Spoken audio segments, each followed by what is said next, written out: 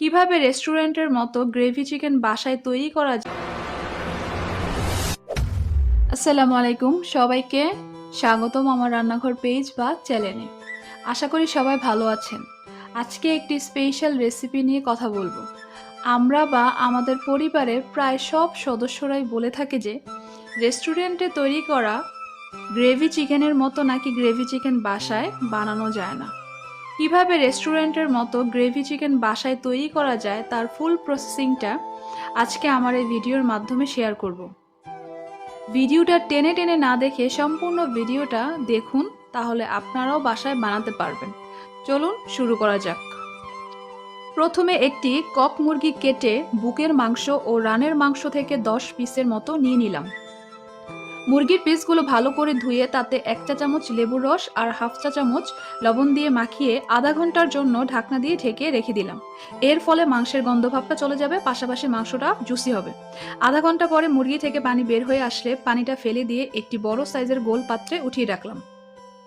আজকে gravy chicken তৈরি করার জন্য যা যা উপকরণ দরকার তা হলো 1/2 চা চামচ ধনিয়া গুঁড়া, 1 চা চামচ জিরা গুঁড়া, 1/2 চা চামচ জায়ফল ও যৌতুকের গুঁড়া, 1/2 চা চামচ লংয়ের গুঁড়া, 1/2 চা চামচ গোলমরিচের গুঁড়া, 1/2 চা চামচ এলাচের গুঁড়া। এই মশলাগুলো সম্পূর্ণ নিজের হাতে গুঁড়ো করে নেওয়া।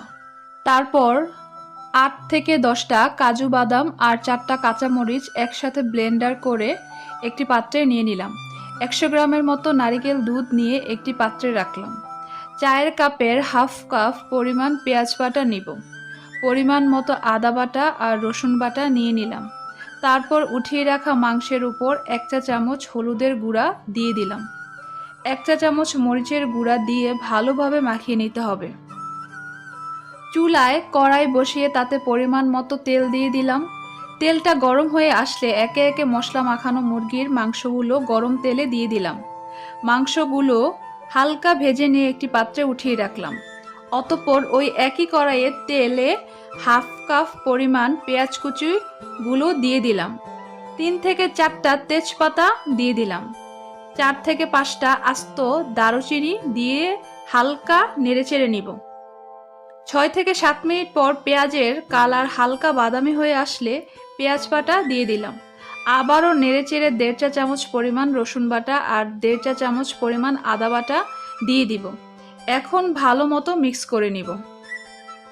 মিক্স করে নেওয়ার পর স্বাদ মতো লবণ দিয়ে দিব। 1 চা চামচ হলুদের গুঁড়া আর 1.25 চা চামচ মরিচের গুঁড়া দিয়ে দিব। আবারও নেড়েচেড়ে দিতে থাকবো। এখন ব্লেন্ডারকৃত কাজু বাদাম দিয়ে দিলাম। আরেকটু নেড়েচেড়ে সব মশলাগুলো একত্রে দিয়ে দিলাম। আবারও নেড়েচেড়ে নিব 7 থেকে 8 মিনিটের জন্য। কালারটা সম্পূর্ণ ব্রাউন কালার চলে আসলে 1 কাপ পরিমাণ পানি দিয়ে দিলাম। পানি দেওয়া মূলত 2টা কারণে। প্রথমত মশলা কষিয়ে নেওয়ার জন্য, মশলা যত কষানো হয় স্বাদের পরিমাণ তত বেড়ে যায়।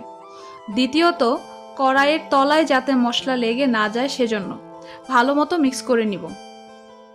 7 থেকে 8 মিনিট পর মশলার তেলটা যখন উপরে চলে আসবে তখন ওই হালকা ভেজে নেওয়া মুরগি মাংসের পিসগুলো মশলার মধ্যে দিয়ে দিব। পুনরায় আবার নেড়েচেড়ে দিতে থাকব। তারপর নারিকেলের দুধ দিয়ে দিলাম আর 1 চা চামচ পরিমাণ ডিপ্লোমা গুঁড়া দুধ পানির সাথে মিশিয়ে দিয়ে দিলাম। 1 থেকে 2 মিনিট নেড়েচেড়ে রেখে দিব। প্রায় 8 থেকে 10 মিনিট পর একটা সসের প্যাকেট কেটে দিয়ে দিলাম স্বাদ বাড়ানোর জন্য। ভালো মতো মিক্স করে 15 থেকে 20 মিনিটের জন্য রেখে দিব। পরে মাংসের সাথে মশলার ঝোল বা গ্রেভিটা পুরো কষিয়ে আসলে গাঢ় বাদামি কালার ধারণ করবে। তারপর বেশি পানির দেওয়া প্রয়োজন নেই, মাত্র 1 কাপ পরিমাণ গরম পানি দিয়ে দিব। আবারও নেড়েচেড়ে দিয়ে 10 থেকে 15 মিনিটের জন্য চুলায় রেখে দিব।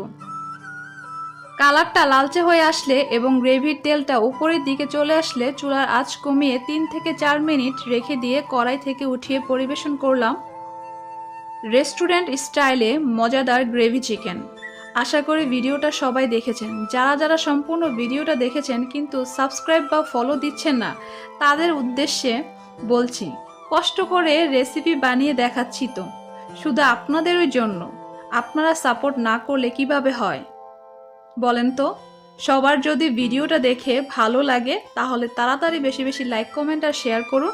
ইউটিউবে দেখে থাকলে সাবস্ক্রাইব করুন, আর যদি ফেসবুকে দেখে থাকেন তাহলে ফলো দিয়ে আমাদের সাথে সংযুক্ত হয়ে যান। ধন্যবাদ সবাইকে।